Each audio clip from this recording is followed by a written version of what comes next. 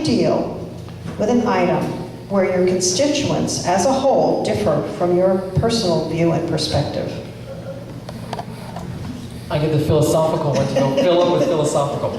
I think that there is an important piece of our government, that we are an elected democracy, a representative democracy, and that the voters of the various wards, in our case, in Riverside, the various wards, elect representatives hoping that they will be true representatives of what they wish. I think it is important that when you have a very vocal community like we do here in Ward 1, that the council member is able to and very willing to listen to the needs of the community. Those are the individuals that have put them in that seat, and those are the individuals that the council person must listen to.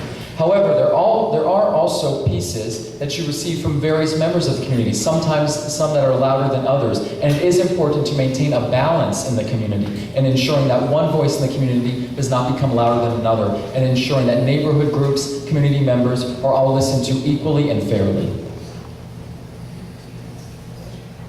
I'll start by saying that one of my first jobs was in front of a high school classroom, so I'm no stranger to having differing opinions to mine, also being a parent and being a member of so many community groups. For me, what's important is listening and process to make sure that everything that is before a community is clear and transparent, and that we have the conversations, and as I said, that we have the conversations early on, and that as a council member, we're using what we hear in the community to form trends and help us set policy. We will not always agree, but I do commit to you as your council member that I will always listen and respect your opinion and ask questions. In 12 years on the council, I have yet to see an instance where the constituency was united in their view on an issue. We think differently, being people, and you have to get used to that. And as a council member, you have to make the tough decisions sometimes. The hardest one is where it's right down the middle. Half the people think one way and half the people think the other way. My job is to represent my constituency to the best of my ability.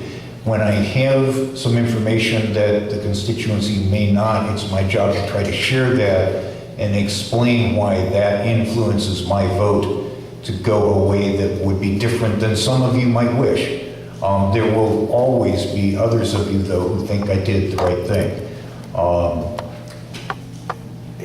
And we have a number of those have had recently. We've got more coming. Communication is a key. We have 6 active community groups in Ward 1. I rarely miss one of those meetings. Any of you who go to those know that Lynn and I are almost always there. And I think that is a good method of communicating. You all know my cell phone number, you know my email, and you know that I respond when you get hold of me. I think that's the job of a council member, and I will continue to do that.